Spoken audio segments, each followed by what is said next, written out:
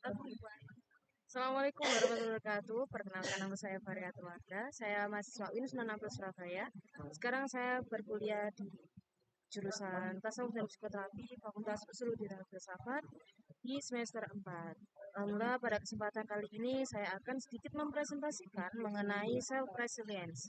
Self resilience itu apa sih? Self resilience itu adalah bagaimana cara prosesnya kita dalam eh, terbebas dari segala masalah, trauma, atau terbebas dari kegagalan yang sedang kita hadapi. Jadi self resilience itu memang tidak bisa kita dapatkan secara instan ya teman-teman, tapi bisa kita dapatkannya secara bertahap. Jadi dari semua permasalahan yang ada, dari semua kejadian-kejadian yang menimpa kita, semua itu bertahap. Jadi tidak ada yang instan. Itu adalah self resilience. Nah, secara gampangnya, kalau misalkan teman-teman mau kenal lebih dalam mengenai self resilience, sebenarnya self resilience itu bisa banget untuk kita apa bisa banget untuk kita kelola, untuk kita naikkan lagi tingkat self resilience kita. Tapi memang self resilience setiap orang itu beda-beda. Jadi ada orang yang manakala dia terkena masalah, dia memilih untuk jatuh, terpuruk dan tidak bangkit lagi. Tapi orang yang memiliki self resilience yang bagus, maka dia akan naik terus, dia tidak akan memilih untuk jatuh dan terpuruk terlalu lama. Sedih boleh, tapi untuk menangis terus-menerus dan meratapi nasib itu tidak boleh. Jadi di situ adalah di mana pentingnya self resilience itu ada dalam diri masing-masing setiap orang. Lalu gimana sih caranya kita untuk meningkatkan self resilience dari setiap orang, terutama dari diri kita pribadi masing-masing? Caranya ada beberapa tahap ya teman-teman, tapi yang paling utama itu satu adalah mengenal diri sendiri. Jadi self resilience ini memang terdiri dari terbentur, terbentur, terbentuk, terpaksa, terpaksa, dan akhirnya terbiasa. Jadi self resilience itu tidak instan, tapi kita bisa membuatnya menjadi mudah apabila kita mau untuk melakukan. Yang pertama adalah satu kesadaran diri. Kita sadar bahwa diri kita adalah tipikal orang yang seperti apa, bahwa diri kita adalah pribadi yang ketahanannya seperti apa. Kesadaran diri dan juga kita sadar bahwa diri kita adalah manusia yang berharga. Jadi kebiasaannya dari beberapa individu yang mempunyai self resilience yang tidak self resilience yang tidak baik adalah beliau itu merasa insecure atau beliau merasa saya tidak berguna, saya tidak bermanfaat, saya tidak baik, saya jelek, saya tidak cantik, saya pantas mendapatkan kegagalan ini, saya pantas mendapatkan hinaan ini, saya pantas mendapatkan keterpurukan ini. Nah, itu adalah membuat mental dan nantinya bisa membuat fisik kita akan menjadi terpuruk jatuh. Sama seperti bagaimana kita kalau kita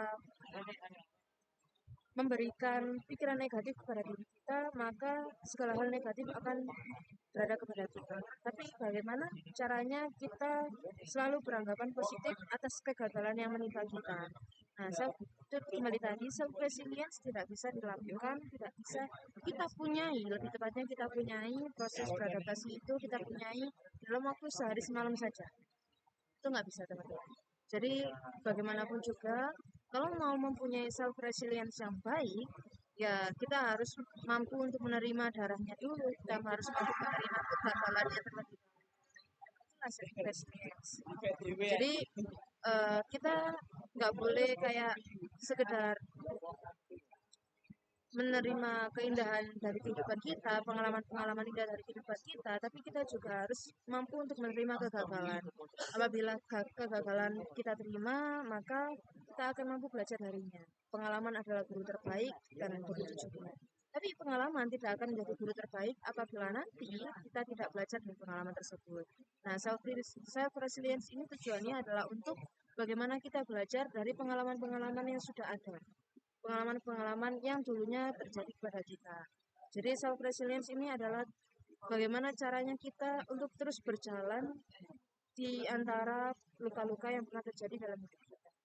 Bagaimana kita tetap untuk bertahan di antara pengalaman-pengalaman menyakitkan atau pahit yang kita dapatkan dalam hidup. Lalu salah satu cara yang tepat adalah menemukan tujuan dan memaknai hidup.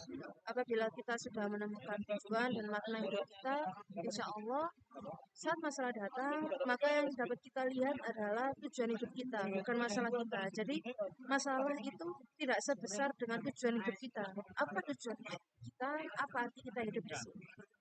Eh, Caranya mudah sekali, tapi sulit untuk dilakukan.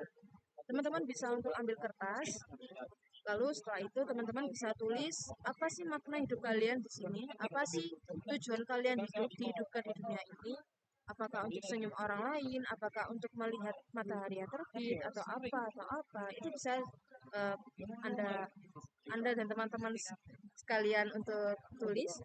Lalu setelah itu di kertas yang lain bisa teman-teman tuliskan kira-kira masalah apa yang sedang kalian hadapi.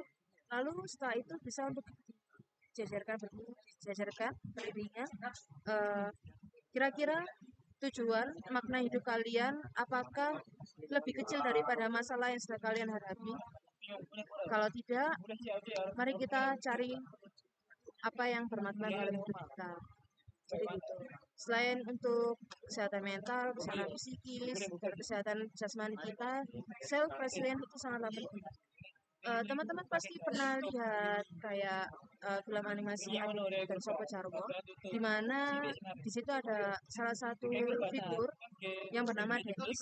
Dennis di situ adalah anak yang terlihat seperti menyusahkan Adit atau sahabatnya. Nah, Dennis itu adalah contoh dari seorang anak yang tidak memiliki self resilience yang baik.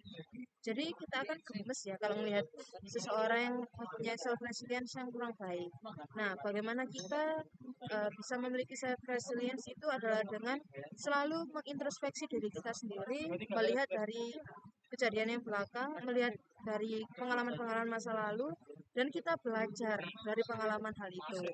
Kalau kita tidak belajar ya sama saja seperti kita kembali untuk tertidur di mimpi yang sama.